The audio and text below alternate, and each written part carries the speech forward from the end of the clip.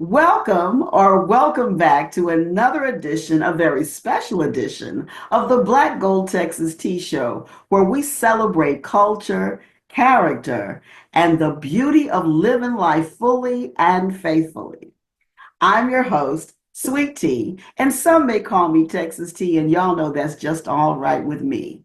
Today, as I mentioned, this is a very special show because this is a show where we'll be honoring the silent strength, the gentle guidance, and the unyielding love of great fathers. In a world that often forgets to applaud men who show up, those who show up with consistency, compassion, and character, we're taking this moment to say, we see you, we appreciate you, and we celebrate you. Whether you're a biological dad, a bonus dad, a spiritual father, or a father figure, this episode is for you. You're pouring out into lives, building futures, and leading with integrity. So today, we shine the spotlight on the kind of fatherhood that makes families strong and communities even better. Today, on the Black Gold Texas Tea Show, I have the honor of welcoming not one, but five incredible men, fathers who show up in different ways, have different walks of life, and they have one or two things in common. I'm honored to have these five amazing men hanging out with me today. You guys, so today we're going to shine the spotlight on the kind of fatherhood that makes families stronger and communities better. Today on the Black Gold Texas Tea Show, I'm going to honor these fabulous five kings that are incredible men. I'm going to welcome all of them to you. I have the honor of welcoming five men that are so close to me, I call them my brothers from other mothers, right? Imagine being in a living room full of wisdom, jokes, heart stories, and hard-won truths. That's the kind of vibe that we're going to have for today.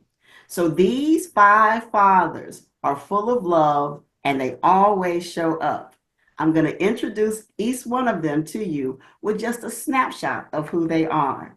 First, I have Chris Sprayer, my dear friend Chris, who is a proud father of four, and he consistently demonstrates a strong family first mindset that shapes every decision that he makes. Hey, Chris.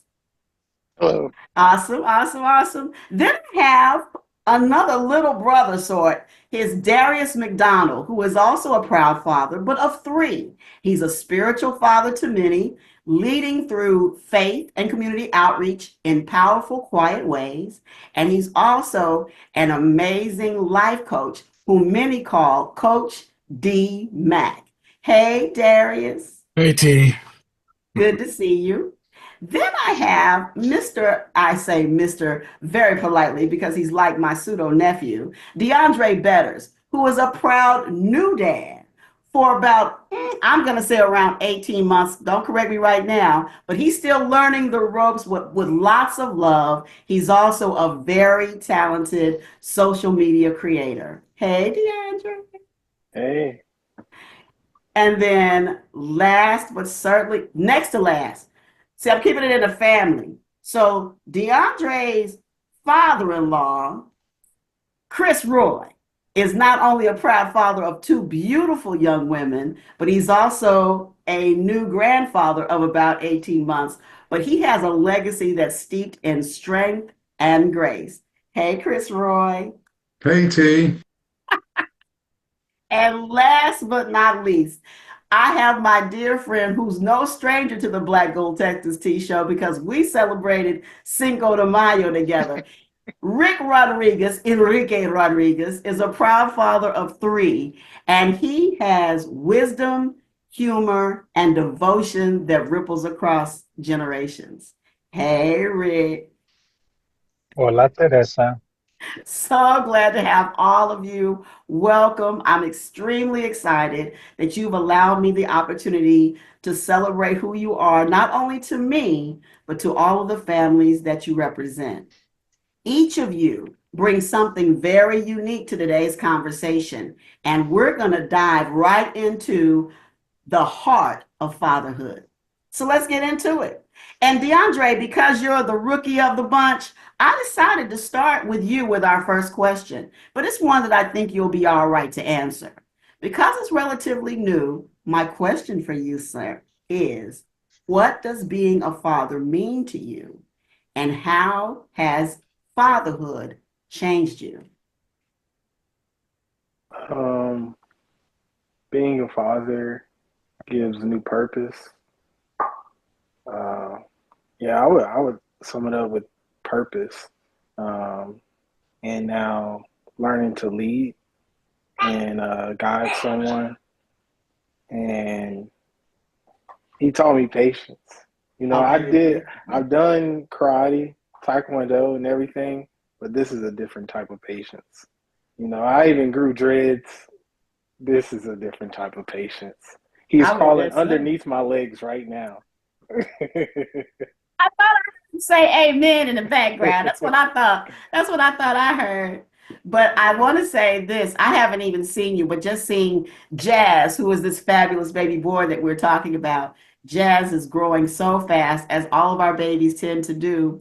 But I'm so proud, DeAndre, of who you are and who you are becoming as you continue to become a fantastic father. Um, Thank you. who else would like to kind of speak to what fatherhood meant to you when you became a father and how fatherhood changed you? Come on, Rick. I know No you have a pressure. story. No pressure. I think for me, fatherhood taught me in a really hard way that in order to lead and be the head of my household, I had to be okay first. You know, it was almost like I had to become selfish at a certain point in my life to make sure that making sure I had direction and purpose and that it meant something for me to get up in the morning. Uh, I couldn't I couldn't emulate that for my kids until I believed it myself. And that was a hard lesson to learn. I don't wish it on anyone, but in a roundabout way, my children are grown, quote, grown now. They'll always be my babies. But I think, at least for the last 20 plus years, they've seen a different side, one that's a little more humbled and one that's, just grateful. Grace is given, not earned. And I Right. had to learn that the hard way. But you've done it, and I've watched a whole lot of years. Y'all, I've known Rick, oh my gosh, I've almost known Rick.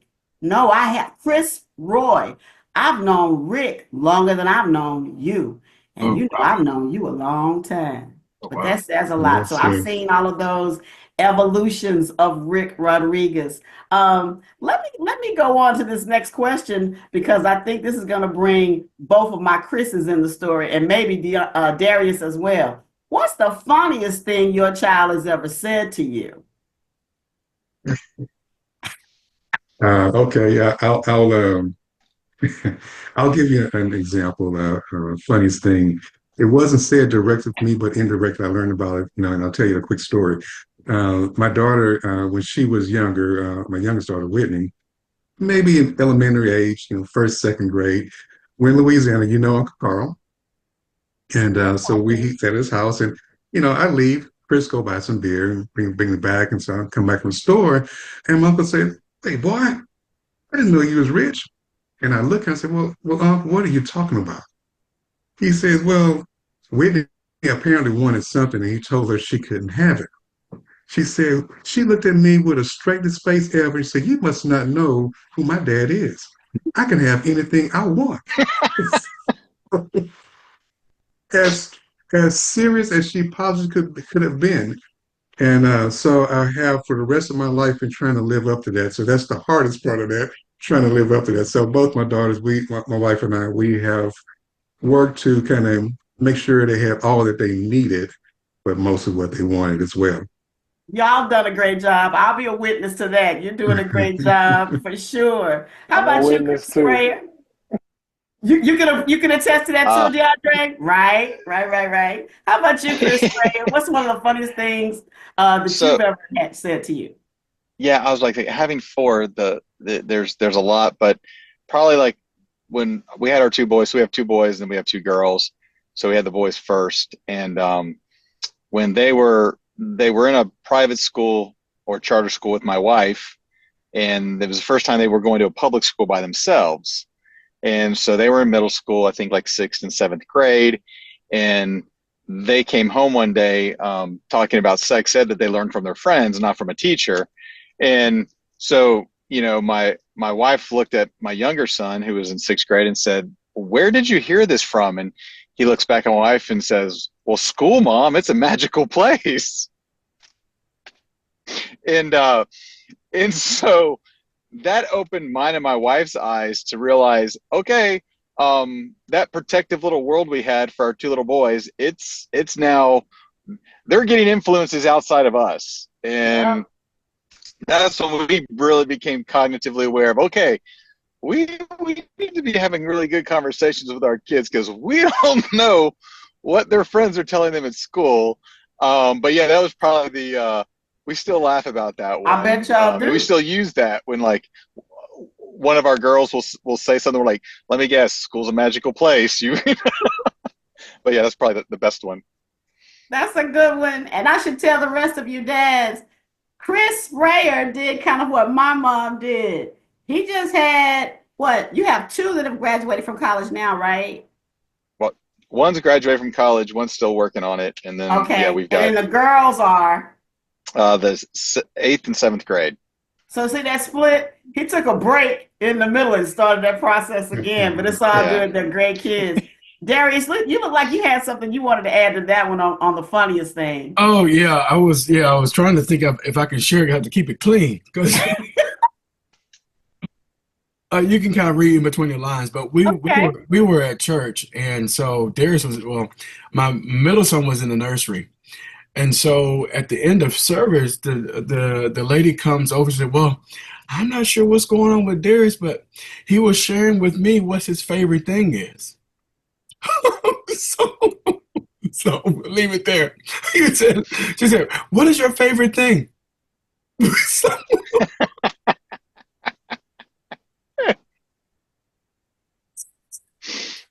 so yeah. Was that a proud moment? I'll leave with don't answer that. No, that's answer that. See, DeAndre, see all the stuff you get to look forward to? Because Jazz is on his way. I know he's on his way. Let me go on to another question to save us from this one. I can't wait to see Darius Jr. Tell me, what was one of the biggest challenges that you faced as a father, and how did you overcome it? Who Uh, wants to take that one? I Go ahead, guess yeah. Darius. I guess I could take that one, right? One of the challenge for me was I had to realize was that I couldn't raise my kids how I was raised. That's tough. That's a reality check, too. Yeah, just because of it was a different time and space how I was raised, and more about because you have to be able to allow your kids to speak and talk. Mhm. And during my era, you did what was you asked, don't ask why, move forward. And so I had to learn to bring it down all the way down to about five in order to have a conversation. Because if I was on 10, there was no conversation at all. Understood. There's no exchange to understand anything. So yeah, that was one of the things. So I had to change my lens of how to look at that for sure. I was just looking at an article about that, and it's amazing. You're absolutely right. And even though I'm just a smidge older than you, I think that you hit on the tail of that, that in our day, children were seen and not heard. You Heard. had to get Yes. somewhere and sit down until someone called you into the conversation. But you're absolutely right. I would imagine she who has no children but just been around all y'all's kids would just have to remember that, like you said, if you don't find a way to adjust how you approach your children, they will not converse with you. And then they could go to school and find out it's a magical place, maybe. Who knows? Yeah. Who else would like to speak to a challenge that you might have faced as a father and how you overcame it? I'll jump in there. Okay. and give you the example, and I think it helped me as a young father. It was, it's different for all of us, all parents, be it fathers and mothers, it's new and you're learning as you go. But one of the things that along the way I learned in dealing with my daughters is one, I've had a ton of patience, which I did not have. So kind of God gives you what you need, when not what you want all the time, So I had to learn patience. But the other thing is, I also had to learn that I can't expect them to assess and make evaluate things and come back with something along the lines that I may have thought of, or the way I would handle certain things, because they just didn't have the life experience to give that type of response. So a lot of times, as a father, I found that I'm thinking one way, but I have to step back and say, let me step in my child's shoe Yes. in their world and try to understand that, because they're dealing with it daily. And until I can get with them and understand where they're coming from, we're always going to conflict. So I had to learn to do that. That's a big, big, big deal because even though I don't have children, what I recognize is that not only do they have a whole different world, is another reason why we can't raise them the way we were raised, but you're absolutely right, Chris, because I know that in my own family, my sisters, as I'm looking at them, we talk to them. We tend to talk to them like they've had the experiences that they should know Right, things that we already know, and right, they've not been there yet. They've not had right, the chance to exactly. do those kinds of things yet. So, see, DeAndre, again, I say, all of this is what you have to look forward to. But look, like, what just came to me too, DeAndre, at least you have some fellow testosterone in the house. Poor Chris Roy is a man with two daughters and a wife. Lord have mercy. My heart has always go out Don't to know how my you little did brother. it. All that. See, Chris Sprayer, you even had a little testosterone to help you out, but poor Chris Roy was in the house with all of Yep. these women. I, But I it, at least make sure my dogs are boys, so I at least keep some sort of advantage. But well, Teresa, what I know just for me, with having four kids and stuff like that, it's really tempering expectations. Because again, you have a child and you just start thinking of all these great things and all these things you want your child to achieve and where you see them going and what you would like for them to do. And part of being a good parent is first stepping back and like Chris has said, letting them develop who they want to be. But then the bigger challenge in that is when I would expect certain things out of my kids, my wife would remind me, well, have you yourself demonstrated that? Because if you haven't demonstrated it, you really are not going to find that in your children. So, one of the biggest learnings was your kids are the biggest little mimic boxes you will ever have. And whatever you exhibit to them, they're going to mimic right back to you. So if you're mimicking good things, good behavior, discipline, grace, all those things, then that's going to come back. If that's not what you're pouring into them, you're going to reap the whirlwind because it's going to go somewhere different. And so that has been the biggest thing too, is just kind of cultivating what I demonstrating what I expect and cultivating that in my children, be that in how I talk to people, be that in my generosity, be that in my conversations with my wife. Because again, it just it just gets reemphasized more and more with each one of my kids. How I demonstrated myself in that season of life is just amplified within my child. right? So it's very humbling, That and mirror. it's just, yeah, just big responsibility. Absolutely. Well, I can't wait to be around your kids again to see their humor come through. I've heard you tell me stories about it, and I know that that shows up, but I also know that all of you, and I know Jazz is going to be the same way, all of you have kids who are very focused on the world around them too. They're doing something that contributes to their own community, whether it's through their own friends or through their various social circles. So let me ask you this. What's your favorite dad superpower? Whether it's fixing things like my big brother or barbecuing, or maybe it's some kind of song or something. What would you say is your now, DeAndre? Now I don't make me call out. You got 5 or 6 superpowers that I'm aware of. But what would you think is your superpower, even as a new dad? Have you thought Um, about it? I I know how to make them laugh, and like Yeah. smile even when he's mad. Like I know how to like calm him down. Well, I can attempt. Sometimes there's no saving it. That and I can put him to sleep. Put him to sleep. That's a pretty good. Yeah. Look. Wait a minute. I don't know. Let me. The listeners. He's talking about it as a father is supposed to. He's not knocking the child out of hurting him or nothing. Putting that. But for some children, it is amazing, and I've seen lots of videos because, as I said, I'm speaking from a place of the best auntie on the planet. But I've seen lots of videos where the mothers get very upset because their baby just does not respond. But somehow, when dad comes, all with the world is better. And I even remember my mom saying that about me, that she was so ticked at me that she went through all of these things for Santa to bring me great things at Christmas. And okay, I'm talking probably over some of y'all's head, but maybe Rick and Chris Roy can hang out with me. My dad brought me a jar of pennies and some fruit stripe gum.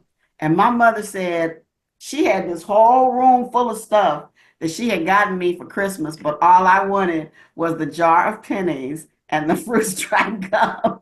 So there's something to be said about being able to pick your baby up and they respond to you in a way that they won't respond to others. So DeAndre, you're well on your way, sir, and I'm sure that you'll have many other superpowers coming very soon. Are there others of you that want to talk about what your dad's superpower might be? I guess for me, it's just bringing that calmness. You know, I'm a talker, so to talk things through. Um, Sometimes you could, again, talking things through is important to me, just because as a kid I didn't get that, and so I try to be sure to bring that to the table to talk things because they have a voice too, and so just to listen and hear them out is, I guess, would be my place for I sure. could appreciate that too. I certainly can because what I see in your babies is that they are leaders, whether they're out front as leaders or whether amongst their peers, people listen to them. And it's probably because you've inspired them with the way that you've allowed them to know that their voices were being heard. Yeah. Rick, you've been quiet. Is there a superpower that you have? Don't make me bring out one. Because I think I dig deep, Rick. I, I think my biggest superpower is I can interpret their mom. The reactionary, the fear in her voice. I mean, I lived it, right? My Okay. wife was the one who famously said, "Quit telling me you're sorry and show me you're sorry." Mm. Right? Mhm. I mean, she just cuts to the quick, right? And so I think that's often lost on children because they feel like it's something they did wrong when they get that quick correction. And I'm able to talk them through that, what that looks like, what she's actually saying is. Like what she's actually saying is when you don't come home at 9 when you said you were going to, and it's 3 o'clock in the morning, I think you're on the side of the road dead. I'm trying to figure out how I'm going to raise these kids by myself. And then I walk in feeling really good, happy, and acting like nothing's wrong, right? And so Right. I get the brunt of it. So since I lived that 20 plus years ago, I can use that skill set to let my kids know where it's coming, what place that is. My wife happens to be a breast cancer survivor, and when you go through something like that, your patience level is very, very thin. You know, you don't take anything for granted, but you also don't put up with anything either. And so for me to be the one that kind of lets them talk it out, kind of lets them stub their toe, kind of lets them make mistakes, and just be there to answer questions after the fact, that's hard for me because I like to talk. But it's hard for me. And I think the interpretation of what their mom is thinking or saying or doing, I think it helps them. Not that they're choosing me over her, because that'll never happen. We talked about how dads have a different perspective. Mother's Day was a big dinner, was planned the gifts, was me Yeah. coordinating with the 3 kids to make sure they donated and helped each other out to pick the right thing and said the right thing and did a card and showed up for church and all of that. I'm pretty sure that I might get the medium-sized piece of chicken Sunday, not the big one, right? Because that's just the way it rolls. That is the plot of a father in life, and to be that calming Now, don't get me wrong, Teresa's seen both sides of me, right? I So have. I'm not always calm. But Mhm. to be that person that can interpret that love language that is, I'm not going to let you screw this up. It's a little harsh. The next right thing isn't always going to be the easy thing. And I've heard my kids tell other people that, and that's when I know maybe I did okay so See, far. that's the thing that I want all of you to recognize. And I wonder if you ever stop yourselves to look at your young children, some of them young adults now, and see that even when you thought they weren't listening, they were listening. They just Mhm. had to work through it because, like we were saying earlier, they haven't done this before. This is their first time walking in this lane.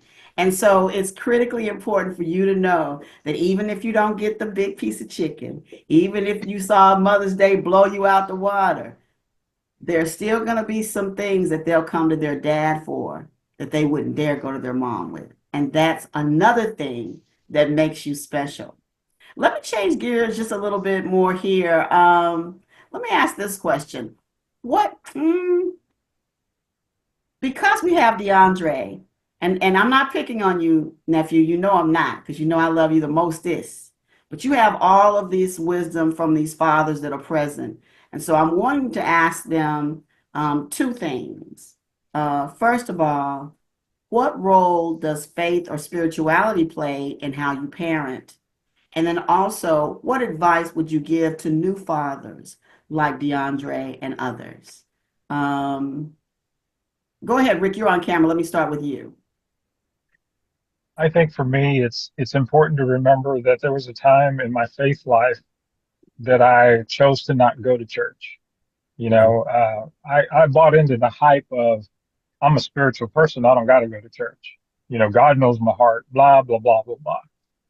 The what I've tried to instill in my children is faith is an active thing. It's not a passive. For you to say that you're spiritual but don't go to church, that's fine. I believe that God will welcome you into his kingdom anyway. I believe that. But to have the peace and that wherewithal to walk through life knowing that you're at least attempting to do the next right thing only comes from practice. It's no different from sports, it's no different from your job. My mom used to tell me, and I used to think she was crazy, God is only asking you for an hour a week. Now I grew up Catholic, right? When I got older and when I wanted to go to the quote black church with my friends, y'all took me to another level. What's this Wednesday night thing? Why do I gotta go to youth on Saturday? What's this Sunday thing? In church almost over? It's 3 hours later, not an hour. I mean, it freaked me out. What it did is it gave me a healthy respect for other religions, right? So for me, as long as you believe in something, I heard a lady tell me one time her God or her image of God was some lady named Mildred. And what that helped me realize is that she has something other than herself. And so at that point in my life and in my quote career, where everything was get the next promotion, get the next big payday, get the da da da da da, I was spiritually bankrupt. Okay. When I literally died, Mhm. I understood that I was okay. Mhm. I understood that regardless of what surgery I had to go through, the outcome was going to be just fine. I And when know the that. doctor asked me why, I said, because I'm spiritually fit. And all three of my children were there. My wife was there. And trust me, I'm no saint. Let's Oh, just I say there'll be know. more, I'm a let's witness. just say there'll be more joy in heaven for me than some of y'all. I don't And know some of y'all about don't. that part. I don't know about No, that part because I know we got but mamas some, that's gonna be partying with both of right, us when we right. get But there. what I'm saying is that particular statement is Yes, from scripture, right?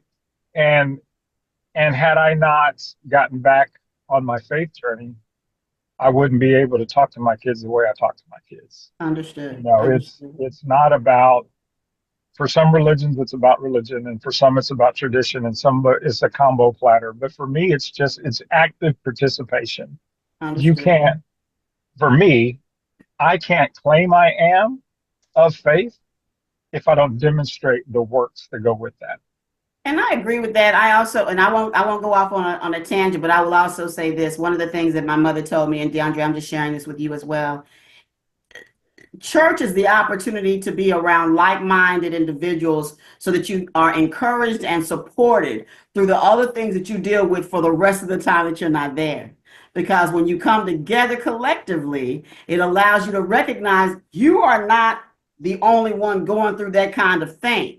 And it means that that thing then is no longer as big as it felt like it was when you thought you were the only one facing it. So it's the opportunity to come together, gain support, and some knowledge or wisdom around how to deal with that. I appreciate you, my brother. Let me run to Darius with that one right quick, and we're going to start to round this one up. Go ahead, Darius. Yeah, I get all things be present. Be present in all things. No matter what it is, just be present. No matter if it's the unknown or it's just maybe traditionally it's this or that, be present in all things. I would say that. And it gets, most, I say that your kids, they have eyes and ears. And I think it was saying earlier, they mimic what we do totally, completely, no matter what age it is. Um, so that's what has been at the forefront of my mind for me. But truly what you were saying earlier about their spirituality is truly church is a community. That's your village. And that's a part of it, but your true walk of what you do at home is That's right. what's going to lead you there and keep you there. But that Right. community just shows, as you said, that it showed you, it'll give you that, it will shed light in some areas where you think you're on that island when you're not, for sure. Yeah. Awesome. I didn't go to Chris or Chris. How about that? I didn't go to either of y'all. Either of the Chris's. Do either of you have anything that you'd like to share with DeAndre as well from an advice for a new father perspective? I mean, just in what I would say, because in Colossians it says, "Do not discourage your children." So again, you're going to be their biggest cheerleader. That doesn't mean you allow them to do everything they want. You're there to guide them and direct them and keep them safe. But don't discourage them. Encourage them. Encourage them to explore. Encourage them to do things. But then also too, make sure how you're parenting isn't being driven by your past pains and hurts and your patterns of behavior. Make sure you've got to be bigger than that. So recognize what that is in you, and that's where your faith comes in. If you can identify that and you work that out, you work your pain and your hurts out in your past with you and God and an accountability partner or whatever. But your job is to ensure those same things don't get passed on to your children. And your job is to encourage your child and let them flourish. And that is by you continuing to grow and mature, but recognizing those things that may have held you back when you were growing up. Awesome. That's a word. Thank you, Chris. Thank you for the biblical reference as well. Thank you. Paul, you got something to say to We gotta get that Daddy? correct now. We have to get that correct. We have to get that correct. It's Okay, Pops. pops. Okay, Pops. What we gonna tell? What we gonna tell? No, Jaz's daddy. ditto to everyone. What everyone said. The only thing I could add to that is understanding that church is community, and you may go to church. And as I've gone to church, I was raised Catholic as well.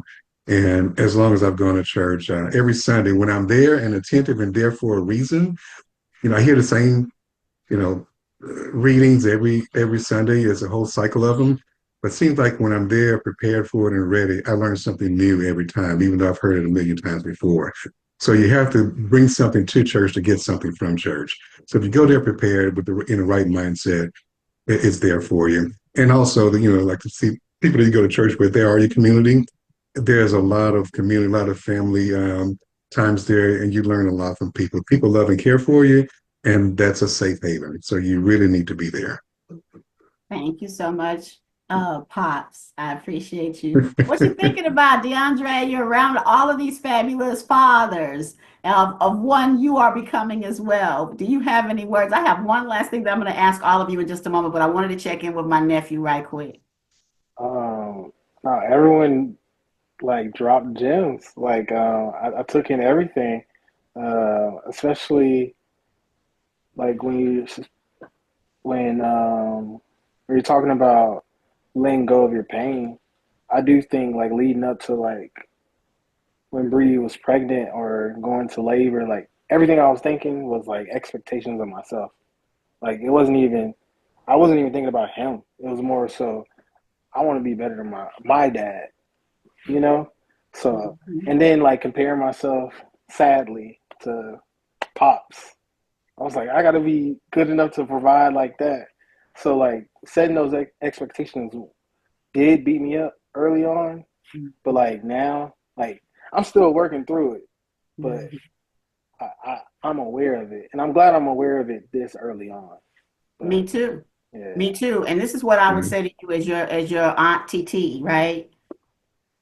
What you said is critically important to you and other new fathers because as a new father, I can only imagine that you would immediately start to compare yourself to the fathers that you've been exposed to, those that did things that you certainly want to emulate, as well as those who you said, I'm never going to do it that way.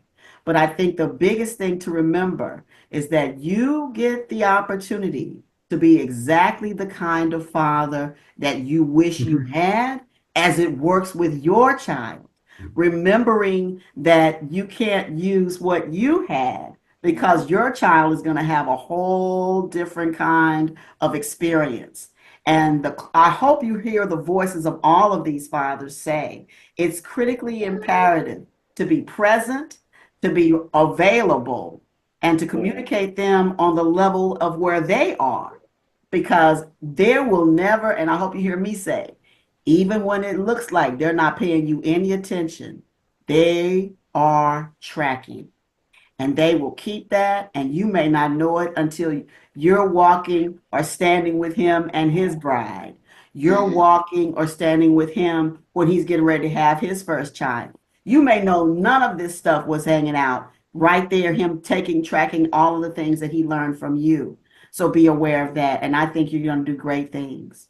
thank you. As we Let's spin this off of me though. I'm on 1 hour of sleep, and I'm pretty emotional. You're Just doing like all King. right. You're doing all Yeah. right, sir. That's why I allowed you to just kind of sit back and All chill right. a little bit. I appreciate you Okay. being transparent and letting me know that. Yeah. But DeAndre, I just wanted you to know that you're surrounded by love, and I know you know that. If you want to show Jazz, that's on you. But this is the last thing that I want to ask you all three, all five. I'll ask all of y'all this. As you look, hey, Jazzy! Who's Oh my God, my show just got better. My show just got better. Mr. Jazz showed up. That's amazing. Hey, Cool. Jazzy. That's so Cool. sweet. That's so sweet. As we get ready to Ah. kind of wrap this up a little bit, I wondered if each of you could tell me what legacy do you hope to leave your children? What legacy do you hope to leave with them as they continue to mature, as they continue to grow? What legacy would you want to leave with them? Chris Sprayer, you're on camera. Let's start with you. uh, to think of others first. The biggest thing is, um, that my kids learn from how me and my wife have raised them that the best thing you can do for somebody is to leave them better than where you found them. Be that emotionally, be that physically, be that spiritually, be that financially. That you are a blessing to the people around you. You're a blessing to your community, because again, that just pays dividends, and you're just helping everyone around you. Sounds great. Come on, Pops, Chris Roy. That legacy would be unconditional love, regardless of life is hard. You do things, you make mistakes, errors, but your kids have to know that you unconditionally love them. There'll be tough times, good times you go through, but love is always there. Understood. D Mac, Coach D Mac, what you got? Yeah, I was to echo what Chris has just said, love unconditionally. I was gonna say love hard. To love hard, love your family hard, and again, the whole thing about being present is the whole thing for me. Be present in all things, and Awesome. love your siblings too, right? Your Yeah. siblings in a way that more so than you love anyone else. Love your siblings. Yeah. Be there for each other. I can appreciate that too. Enrique, what you got? I think the legacy that I want to leave for my children is as somebody that lost his dad at 12. It's possible to delete a generational curse. Mm. It is possible. You've got to work. It's not going to be easy, but it's possible. Not only are you not your trauma, but you can overcome it and use that pain to help others. And I think until our children see it or experience it, and you don't want them to, you never want them to. But to Darius's point, to Chris's point, if you love them through it anyway, they got a shot. And so what I want my kids to realize is that you didn't have to grow up like I did. You didn't have to do what I did. It's true that if I got nice things and you want what I have, you got to be willing to do what I did, but you don't have to go through what I did to get it. And I think it's important to tell our children that no matter what happens, they can get through it. You got to love them through it and believe in them, even when they don't believe in themselves. Awesome. Awesome. Good word. Good word. Thank you so much, Rick.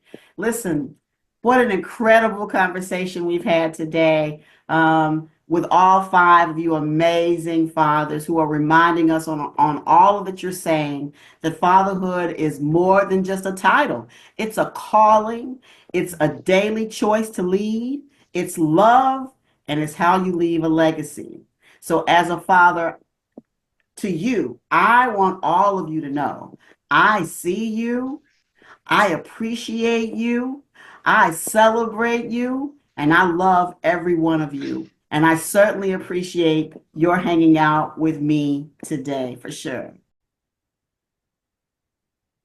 I can't even tell y'all how excited I am to have shared these five men, these five fabulous fathers with you.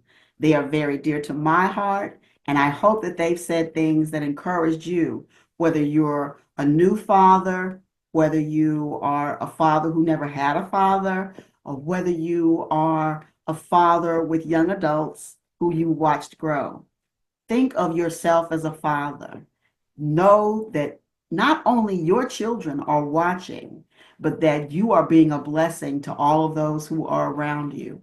For there are others of your children's friends who may not have fathers who are like you, and they will look to you for guidance, for direction, for love, and for grace. What an amazing time I've had today just to remind those real fathers that we see you showing up, not perfectly, but purposefully, and that you teach, you protect, you forgive, you provide, and you pray with and for. These are the fathers that we celebrate, and they do it with strength, they do it with humor, and they love all, and it echoes for generations. My goodness. I am beyond excited. Again, to every father who's listening, thank you for the sacrifices that you make. Thank you for the wisdom that you give. And thank you for the foundation that you lay. You are needed. You are valued. And you are loved. This Father's Day, take the time, all of you, take the time to thank the men in your life who shaped you, who challenged you, who cheered you on. And as always, stay encouraged, stay inspired, and remember to let the rest of your life be the best of your life, including love, faith, and purpose. Happy Father's Day to all of you who will be celebrating very soon. From the Black Gold Texas Tea Show, where rich culture is celebrated and the conversations are real. Until next time, God bless.